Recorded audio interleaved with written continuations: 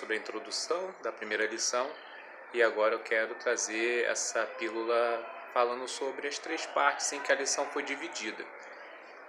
A primeira parte eu falo sobre o mover do Espírito e a glória de Deus na criação.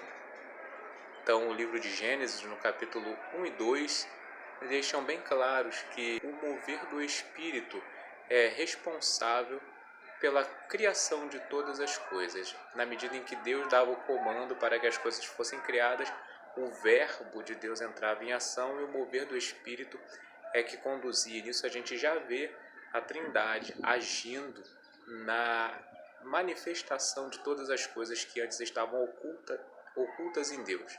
E toda a criação manifesta a glória de Deus. Não tem como nós olharmos para tudo o que foi criado sem enxergarmos o Deus poderoso por trás de tudo isso. Na segunda parte, nós falamos sobre o poder da palavra, a criação no poder da palavra. Deus criou tudo pela sua palavra. Deus dava a ordem e, ao dar a ordem, ele manifestava a sua vontade, a sua intenção, o seu desígnio pelo poder. E esse poder é o que nós, de todas as frases que nós dizemos, existe a frase, a palavra, o termo chamado dínamo, que é o poder de criação que se encontra na palavra de Deus. E por último, nós destacamos alguns propósitos que nós podemos, pelo livro de Gênesis, no capítulo 1 e 2, destacar aqui que são propósitos de Deus na criação. Primeiro, é que o ser humano fosse a imagem e semelhança dele, um reflexo de Deus, da sua vontade, do seu desejo, do seu desígnio, que através da vida humana pudesse enxergar a vontade de Deus e a própria presença do Deus Criador. Segundo propósito divino, que nós podemos destacar aqui é que Deus criou o ser humano para ser um ser espiritual, não apenas um ser, uma alma vivente, não apenas um ser biológico, um corpo, com sentimentos, instintos e emoções, mas um ser que pudesse se comunicar, ter comunhão com Ele e ter acesso às regiões celestiais.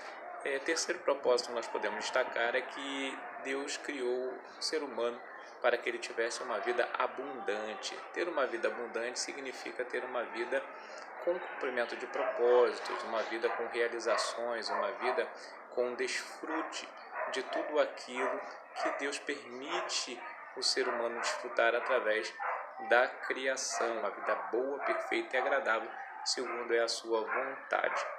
Quarto propósito que nós podemos enxergar é companheirismo e familiaridade. Deus criou o ser humano para que ele pudesse viver em companhia e ter familiaridade. Então, a primeira instituição de Deus, a família. Deus deu a Adão e Eva e depois eles tiveram filhos e assim a humanidade foi se multiplicando e o ser humano passou a ser um ser também relacionável.